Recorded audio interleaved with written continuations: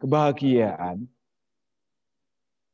bukan hanya secara batiniah sebagai kebahagiaan yang tertinggi, tetapi sebagai perumah tangga, garawasa, kebahagiaan hendaknya juga memiliki kebahagiaan di bidang materi.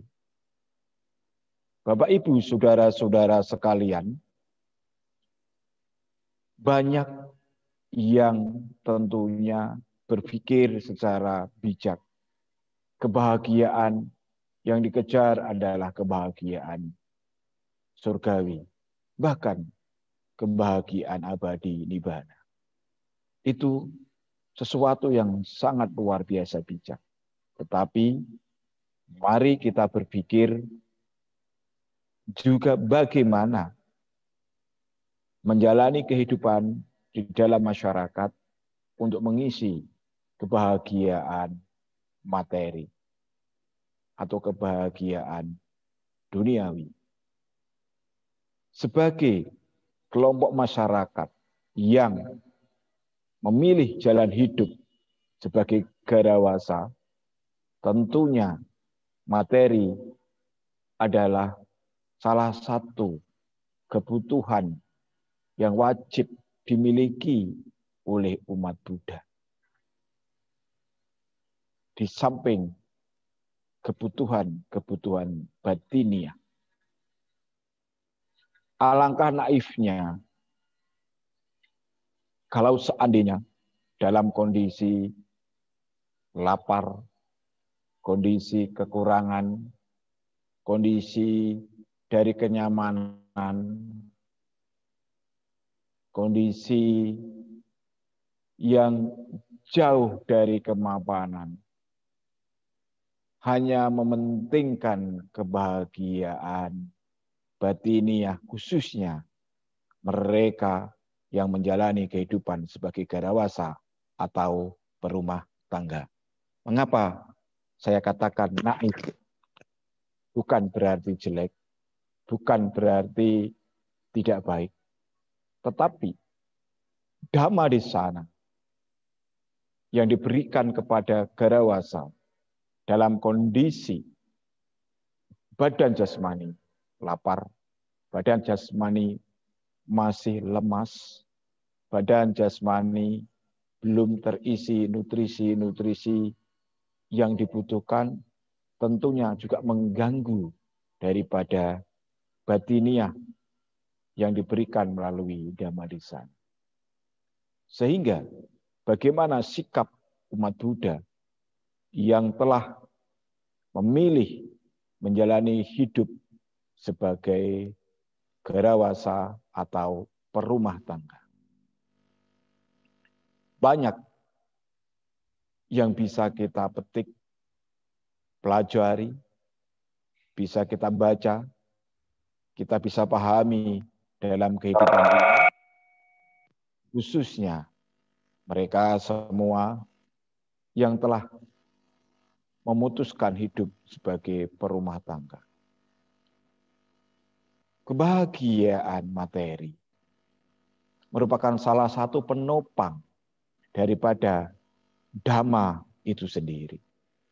Mari kembali sejarah kita ingat bagaimana di masa Sang Buddha atau di masa Buddha Gautama, pada saat itu beliau bersama para arahat dan bhikkhu sangga lain sangat didukung, disokong sepenuhnya oleh perumah tangga yang notabene-nya materi-materi yang dimilikinya tidak pernah kekurangan. Sehingga kebahagiaan ini harus diwujudkan oleh mereka yang menjalani hidup sebagai perumah tangga atau garawasa. Bagaimana caranya menjalani hidup sebagai garawasa atau perumah tangga untuk memperoleh kebahagiaan materi.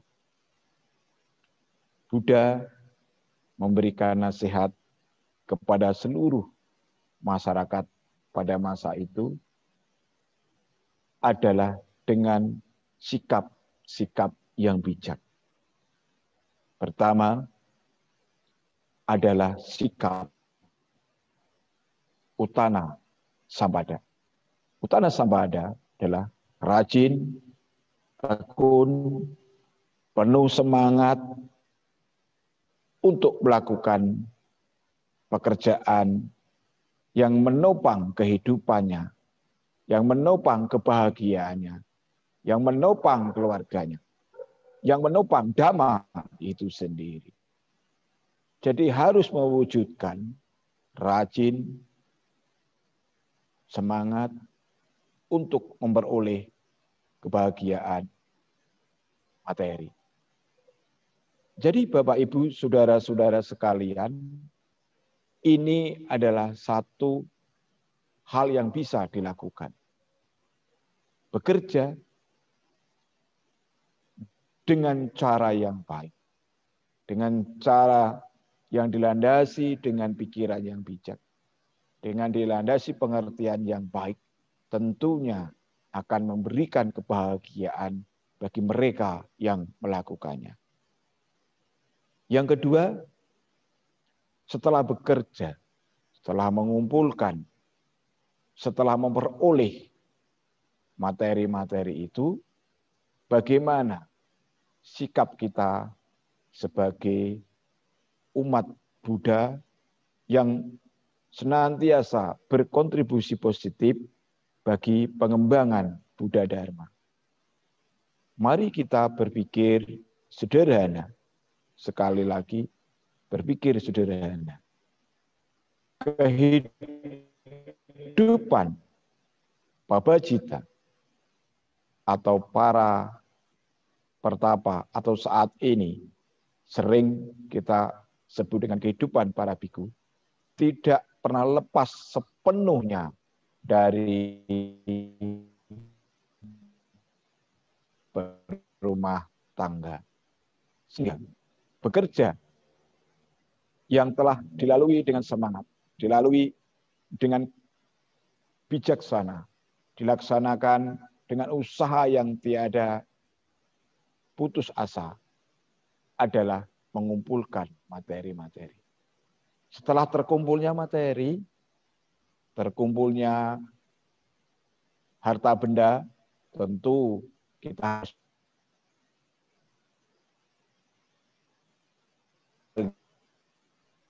yang sering disebut dengan istilah araka sampada.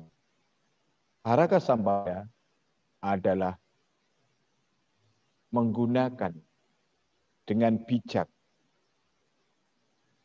materi yang telah dikumpulkan.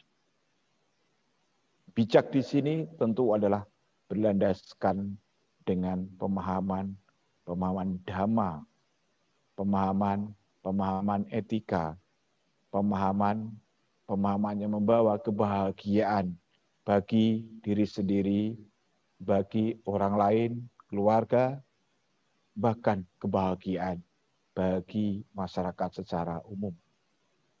Penggunaan ini pun harus belajar dari apa yang telah dinasihatkan oleh Buddha.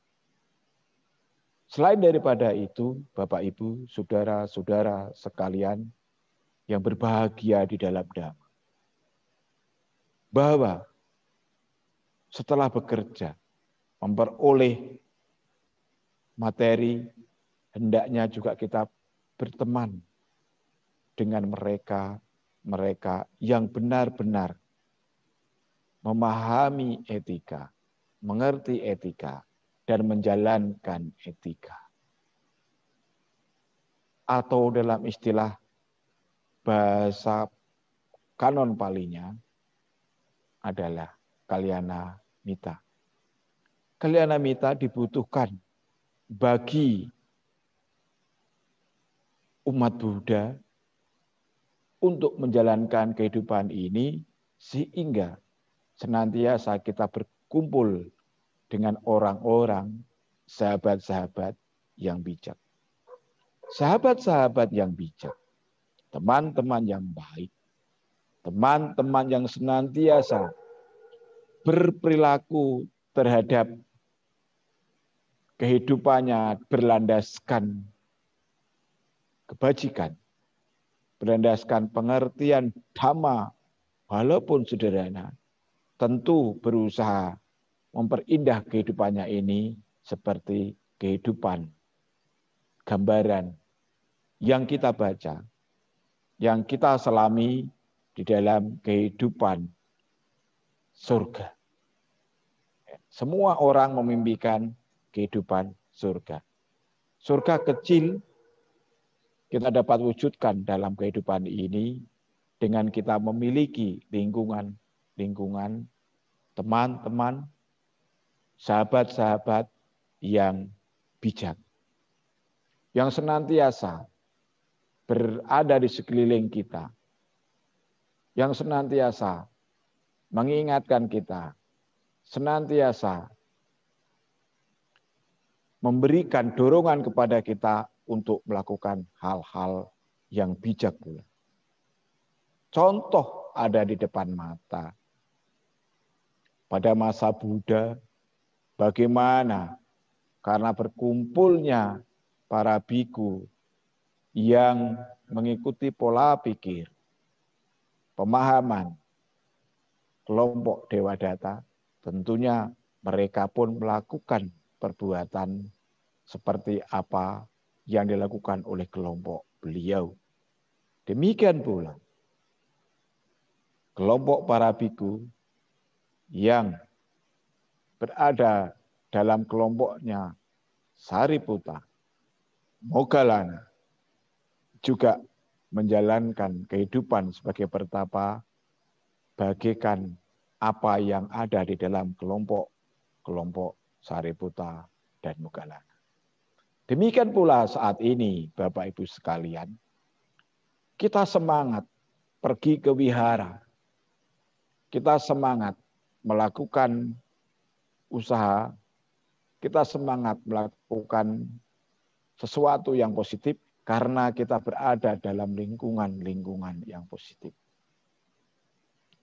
Kalau lingkungan ini tidak mendukung kita, bahkan menghambat kita, itu adalah merupakan hal-hal yang menjadi penghambat bagi kita untuk menjalankan hidup ini, memperoleh kebahagiaan. Niscayalah, dengan kekayaan yang berlimpah, dengan materi yang cukup, tetapi senantiasa bergaul dengan orang-orang yang boros, dalam tanda kutip, boros menghambur-hamburkan kekayaan, ya, bersenang-senang sesaat tanpa memperhitungkan apa yang telah diperolehnya, apa yang telah digunakannya adalah berguna atau tidak. Tentu ini juga berbahaya, akan menggerus daripada kekayaan yang telah Bapak Ibu kumpulkan, saudara-saudara kumpulkan. Kalau mahasiswa, misalnya, kelompok teman-temannya itu adalah orang-orang yang mempunyai hobi belajar, tentunya menggunakan waktu dengan belajar. Kalau teman-temannya mempunyai target menyelesaikan tujuan belajar, tentunya sekelompok atau sekerumunan mahasiswa ini pun mereka mempunyai target yang sama.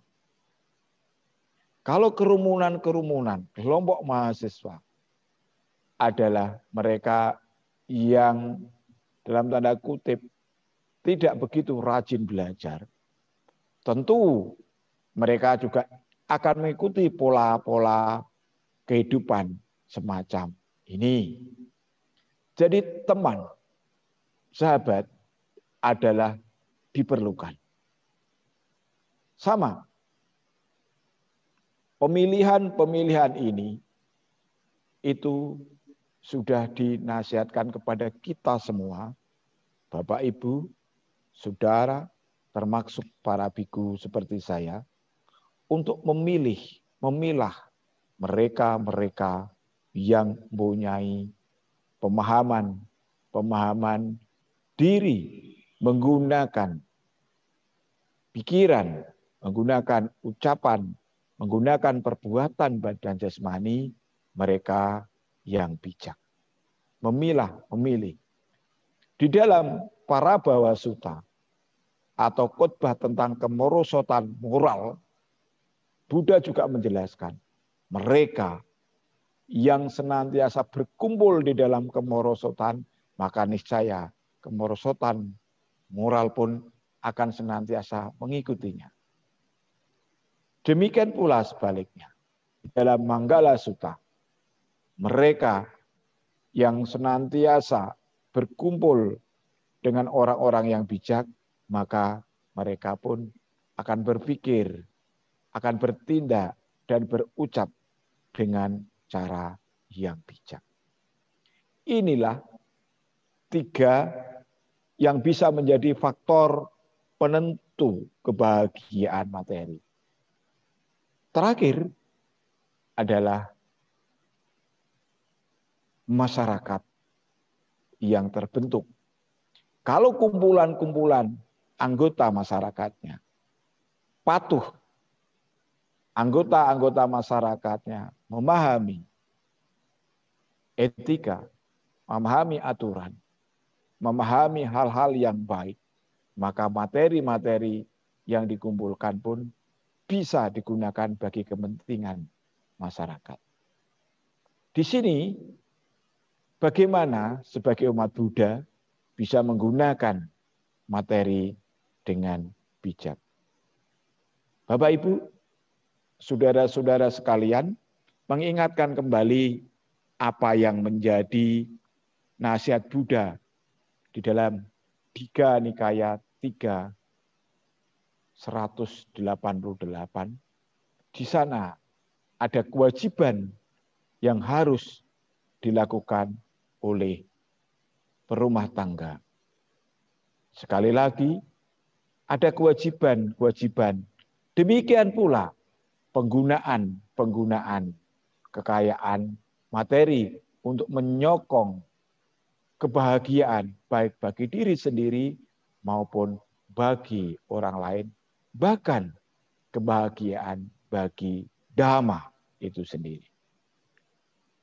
Seperti halnya di dalam Bojana Sutta, kebahagiaan materi itu juga harus dilakukan pekerjaan pembagian materi dengan cara yang bijak. Satu lagi, saudara-saudara sekalian, di dalam khotbah Buddha, Anguttara Nikaya 2, 67-68, Buddha juga menasihati kita semua, khususnya bagi Bapak menjalani kehidupan sebagai gerawasa atau perumah tangga. Perumah tangga di sini bukan hanya mereka yang sudah bersuami atau beristri. Kalau yang mereka bersuami atau beristri itu adalah berumah tangga. Tetapi perumah tangga adalah mereka yang menjalani kehidupan, memilih tidak berlatih menjadi samana atau pertapa. Anguttara Nikaya 2, 67-68 yang dinasihatkan Buddha di dalam sutta yang terkenal dengan Patikkama Sutta. Di sana Buddha menasihati dengan begitu gamblangnya, dengan begitu jelasnya. Bagaimana seorang yang telah memilih hidup sebagai berumah tangga hendaknya bekerja dengan tekun, menggunakan hasil jerih payahnya, hasil keringatnya pun dengan bijak. Tentu sekali lagi masih banyak hal-hal, bentuk-bentuk mata pencaharian yang tentunya perlu dikupas secara bijak. Tidak serta-merta dalam arti saya mengatakan mengubah khotbah Buddha, mengubah isi daripada yang tertulis, tetapi memang ada hal-hal yang cukup krusial, perlu pemahaman yang komprehensif, menyeluruh, dengan bijak dalam bermata pencaharian yang baik dan benar. Saya tidak mengulas itu, tetapi bekerja dengan sungguh-sungguh, bekerja dengan semangat, bekerja untuk memperoleh kekayaan materi. Sekali lagi, kekayaan materi adalah salah satu faktor penyokong berkembangnya Buddha Dharma. Bagaikan rel kereta api, sebelah kiri adalah para pertapa, sebelah kanan adalah dukungan berumah tangga berupa materi. Bhikkhu Sangha tidak bekerja. Bhikkhu Sangha tergantung hidupnya dari sokongan, dukungan yang sangat baik dewasa ini oleh para berumah tangga, sehingga dia berlatih menjalani hidup untuk melestarikan dhamma dan winaya.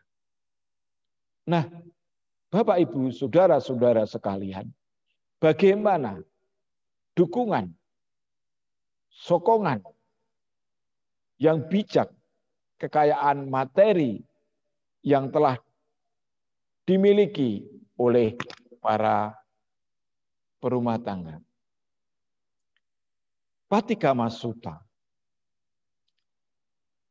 menjelaskan kepada kita yang berisikan nasihat secara ringkas adalah dengan bekerja penuh semangat, dengan mengumpulkan kekayaan melalui usaha penuh semangat, penuh kebijakan yang dikumpulkan melalui kekuatan tangan dan badan jasmaninya, melalui keringat yang mengalir dari alis matanya, keringat yang mengalir di sekujur badannya, bekerja dengan benar, kekayaan dengan benar yang telah diperolehnya, maka hendaknya siswa Buddha atau para perumah tangga bisa melakukan hal-hal sebagai berikut. Dijelaskan dengan rinci di dalam Paticama Sutta Anguttara Nikaya 2, 67-68 adalah bagaimana kekayaan materi yang telah diperolehnya untuk memperindah kehidupan saat ini sekaligus untuk memperindah kehidupan di masa yang akan datang. Siapa-siapa saja yang hendaknya disokong, didukung dari kekayaan yang telah dikumpulkannya. Tentunya yang pertama adalah untuk diri sendiri. Mengapa? Karena Bapak, Ibu, saudara-saudara sekalian yang telah mengumpulkan dengan sekuat tenaga, dengan segala daya upaya yang luar biasa untuk memperoleh semua itu. Yang kedua adalah orang tua, istri, atau suami, dan anak-anaknya, serta para pekerja, pembantu, teman-teman, dan sahabatnya. Sekali lagi, yang kedua adalah orang tua, istri atau suami, anak-anaknya, pembantu, pekerja yang telah memberikan kekayaan materi, serta teman dan sahabatnya. Setelah diri sendiri, orang tua, istri atau suami, anak-anak adalah pekerja. Mereka yang bekerja melalui usaha-usaha yang memperkerjakan pekerja atau karyawan adalah mempunyai bagian yang lebih baik untuk diutamakan daripada teman-teman dan sahabatnya. Ini sudah dijelaskan, tetapi masih punya kedudukan di bawah orang tua, istri, anak-anak, ya, atau keluarga.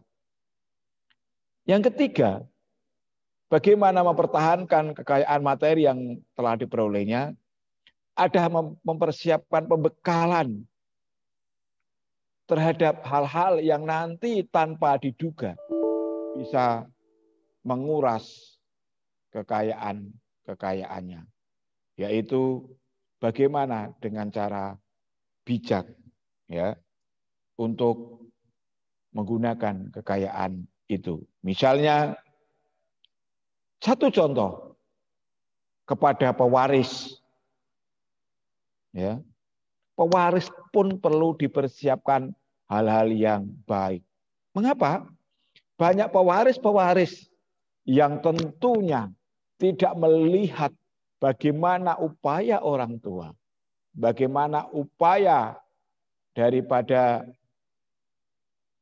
kedua orang tuanya mewujudkan materi yang begitu baik, begitu luar biasa, sehingga tidak melalui proses dia menikmatinya, sehingga pewaris ini kadangkala tidak meneruskan apa yang telah dijalankan oleh orang tuanya. Dijalankan bukan hanya usaha, sekali lagi, bukan usaha. Kebajikan yang telah dilakukan orang tuanya setiap saat pun harus senantiasa diingatkan kepada anak-anaknya. Ini. Sehingga nanti semakin terus-menerus kontinu turun-temurun itu akan berhubungan kebajikan itu. Lain waktu kita bisa bahas. Yang selanjutnya adalah bagaimana tadi diri sendiri, keluarga, teman-teman, pekerja, teman-teman dan sahabat, ketika mempersiapkan daripada akan kehilangan. Kehilangan di sini tentu adalah perampok, pencuri, orang-orang yang menginginkan kekayaan kita, tapi melalui jalan usaha yang tidak sesuai dengan dhamma. Yang keempat adalah melakukan 5 pengorbanan. Pengorbanan dalam di sini adalah 5 persembahan. Ya. Persembahan kepada siapa? Kepada sanak keluarga, membantu sanak keluarga, membantu dari keluarga besarnya, ya, di luar suami istri, orang tua dan anak-anaknya adalah keluarga besarnya. Ya. Persembahan kepada tamu, persembahan kepada leluhur, persembahan kepada pemerintah. Apa persembahan kepada pemerintah? Taat, patuh di dalam membayar pajak. Ya. Patuh dan taat di dalam melaporkan pajak. Saya tidak punya wewenang, tetapi umat Buddha yang baik, kita sudah diberikan hak bagaimana menyalurkan pajak sebagian bagi kebajikan Dhamma.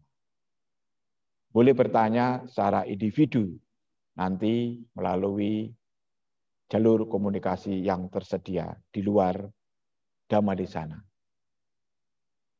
Yang selanjutnya adalah persembahan kepada para dewa. Mengapa kepada para dewa kita memberikan persembahan?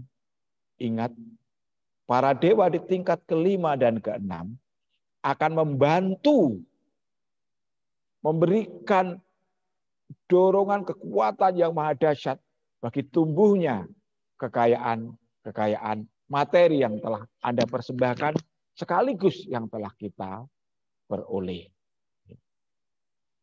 Ini yang harusnya kita pahami, ya. Dan yang tingkat kelima terakhir adalah memberikan persembahan yang tertinggi. Sekali lagi, tertinggi untuk kekayaan materi ini, yaitu kepada para pertapa dan brahmana. Pertapa lebih dulu, brahmana. Pertapa kita analogikan dewasa ini adalah para bhikkhu sangha. Brahmana adalah orang-orang yang menyokong dhamma. Misalnya, mungkin ada kegiatan hari raya besar di tempat-tempat tertentu, sehingga sebagai orang yang telah mengumpulkan bujana atau makanan, ya, atau materi, tentu kita terlibat di dalam kebahagiaan itu. Ini adalah brahmana. Brahmana jangan diartikan secara personal, individu manusia atau perorangan, tetapi kita analogikan adalah kegiatan-kegiatan yang menyokong kebrahmanaan. Ya. Itu tadi hari raya dan sebagainya. Disinilah Bapak Ibu sekalian kita mewujudkan kebahagiaan duniawi itu, dan itu semua sudah dijabarkan dengan luar biasa. Mari kita rajin untuk membaca, rajin untuk menganalisa, rajin untuk memahami, mendengarkan. Maka keempat hal, Utana Sampada, Araka Sampada, Samajiwikata, dan Kalyanamita harus terpatri dalam batin, dalam pikiran, dan tindakan Bapak Ibu sekalian. Ya, itu. Dan setelah memperoleh kekayaan materi itu, jangan melupakan nasihat Buddha di dalam Paticama Sutta dan Bojana Sutta, Anguttara Nikaya 267-68. Sekaligus jangan melupakan kewajiban, sekali lagi kewajiban yang telah dijelaskan panjang lebar. Ingat, panjang lebar karena diga itu artinya panjang. Diga Nikaya 3, 188. Karena waktu yang terbatas sesuai dengan permintaan umat Buddha, maka Dhamma di sana pada kesempatan ini melalui daring saya akhiri. Selamat untuk mengumpulkan materi dan selamat menggunakan materi dengan bijak. Bergaullah kepada sahabat, teman-teman yang tidak merugikan bagi kehidupan Anda. Dan tentunya semangat berada dalam lingkungan masyarakat yang patuh terhadap etika, patuh terhadap sila, patuh terhadap peraturan-peraturan yang ada. Selamat hari Minggu. Semoga sederhana dalam menggunakan kekayaan materi ini bisa menjadi perhatian, menjadi pemahaman kita bersama untuk memperoleh kehidupan bahagia pada saat ini dan bahagia di kehidupan selanjutnya. Sukses bagi Bapak, Ibu, saudara-saudara sekalian. Jangan lupa untuk memperoleh kekayaan materi dengan jalan yang telah digariskan dalam Dhamma dan dinasihatkan oleh Buddha Sakyamuni. Sekian, terima kasih. Namo Sang Hyang Adi Budaya. Namo Buddhaya.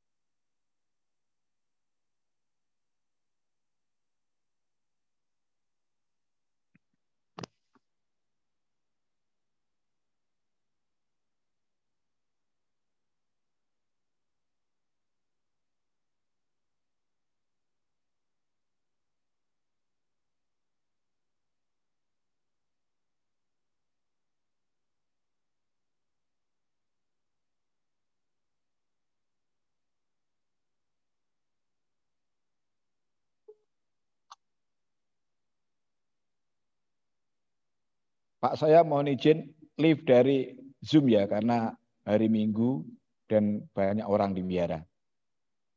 YouTube-nya nggak, laptopnya panas, jadi nggak bisa jalan itu. Oh, waduh. Iyalah, enggak apa-apa ya. Dari malam udah dites, pagi-pagi dites. Aduh, pas ininya laptop